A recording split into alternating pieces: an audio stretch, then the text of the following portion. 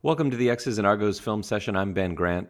I thought I'd look at some of S.J. Green's film this week since the game was all about S.J., his 700th career reception, and him hitting the 10,000 career yards mark, both of which are amazing achievements. So I've picked out a few plays that illustrate ways in which he was schemed open, as well as some other plays that I just thought were really cool.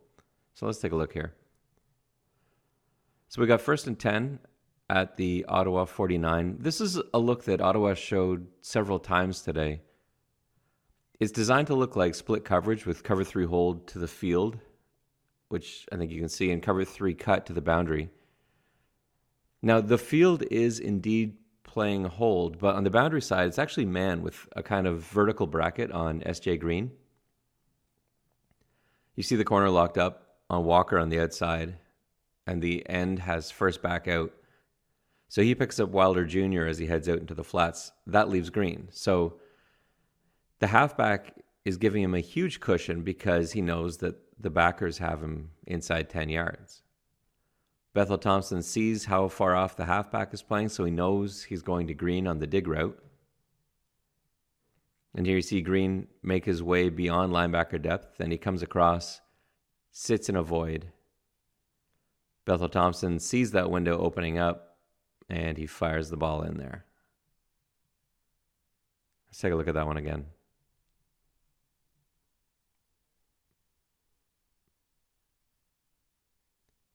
And I think you've got a little bit of overcompensation there from the backer who knows that Wilder Jr.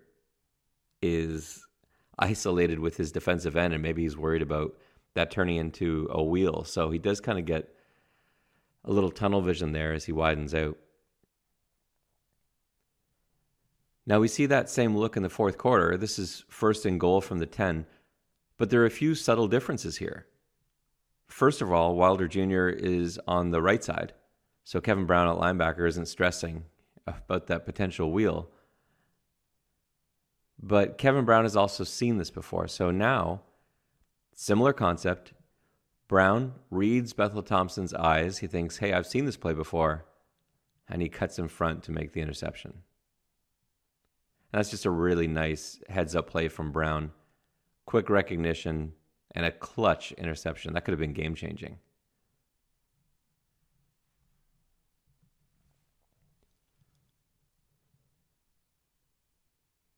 Here we've got trips to the boundary.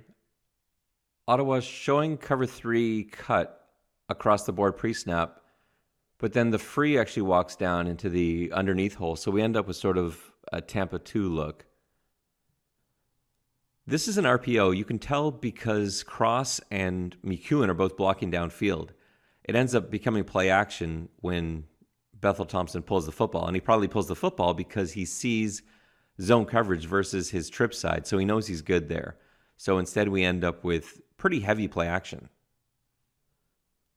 First of all, the play action draws the backers. And notice how, because the back is in king on Bethel-Thompson's right, that not only does he bring the backers in, but also to the field side away from S.J. Green, opening up middle boundary a little bit more.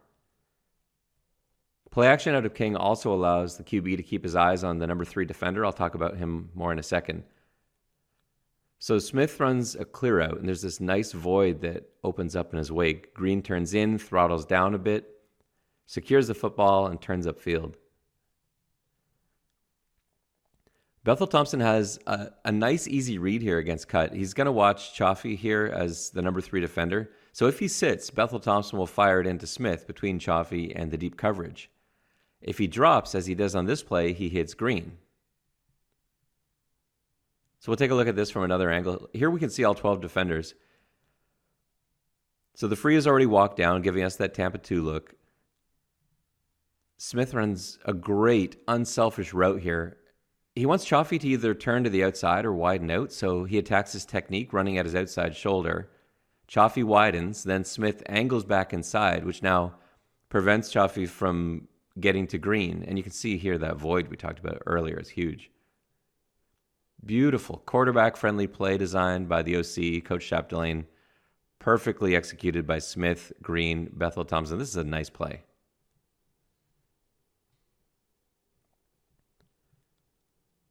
Here's a similar concept versus cover one. This is quads right to the field, and the Ottawa defense is locked up in man across the board. I'm not a big fan of man versus quads, and they did have time to check out of it, but they played Toronto a few times tonight in man against a quads look.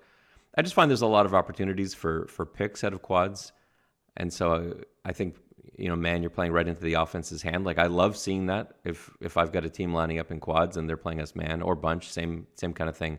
I just think it's a much easier job for the quarterback, knowing that you've got those pick routes and those rub routes. You're hoping that you see man, and so Ottawa here lines up in man, and that's going to make things tough again on Chaffee. The free here is shaded towards the quad side. He's just out of the picture. The Mac is going to follow Wilder Jr. into the flats, and he's got no coverage responsibility here, so he hustles out into the seam flat to help out.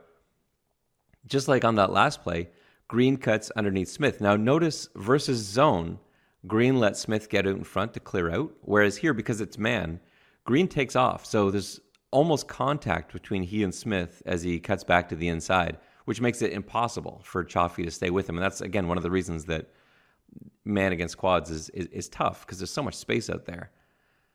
And this is the play that actually put Green over the 10,000-yard mark. Bethel-Thompson is not making it easy as Green has to make a shoestring catch. Take a look at that. Oh, that is a great catch. Well, what a nice play to get 10,000 on.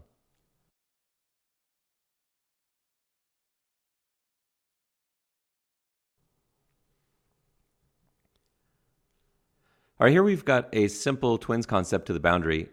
So Walker's number one, Green's number two. Walker skinnies down to spike for Green. He does this so that Green can get a free release to the outside. And he could do this allowing Green to get a free release to the inside as well. But here it's an outside play. The spiker stack is a nice way to minimize the effectiveness of press coverage. So you can drive that defender off the line of scrimmage, or in this case, when they're playing off and communicating a switch, Walker clears out, and then Bethel-Thompson finds Green wide open on the sidelines. This is a nice timing piece. Easy throw and catch. You can see Bethel-Thompson release the ball as Green gets into his break. Green gets his head around. There's the football. Perfect.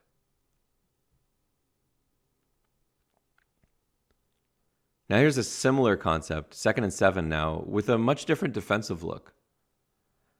It's a go route on the outside with a speed out from the slot. Some people call this hawk or bench. In my offense, I call it goofy.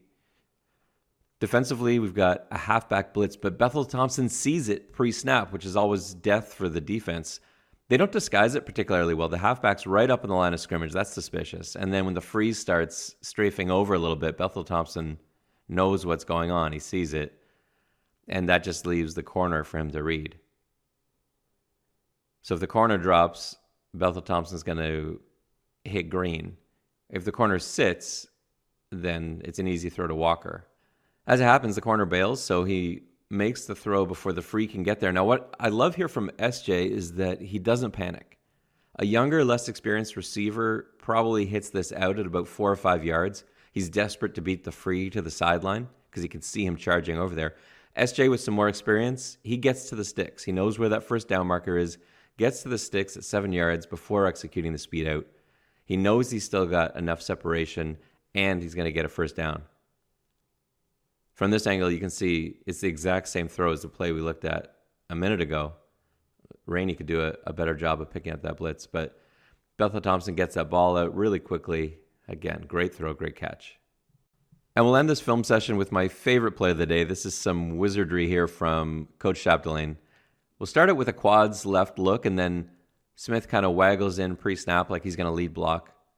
Heavy play action. Then Smith releases to the field side flats. SJ, meanwhile, just camps in behind the sandbacker, sort of serving as a pick, but there's more to it than that. Check this out. The play action to the offensive right brings the Mac and Will linebackers right, leaving Sam on his own. So when SJ casually sits, Bethel-Thompson just needs to read that one remaining backer. If the backer can't get to the flats because of either the misdirection or the pick, that's an easy throw to Smith. If he does get to the flats, it's an even easier throw to Green, and now this is where it gets awesome. So he throws it to Green, the sandbacker's in the flats, Green's wide open. And now we've got a built-in slip screen. So from the snap of the ball, both guards make their way to the remaining backers so that Green can cut back inside and run the slip screen. And this could have been a touchdown. This could have gone. This is a beautiful play. Again, my favorite play of the day. There's so much going on here, defensively, offensively, but I love this one from Coach Chapdelaine. Just another way to scheme open S.J. Green on what was S.J. Green Day. Thanks so much for watching the X's and Argos film study as we focused in on S.J. Green. That's going to do it for today. I'll see you again next week.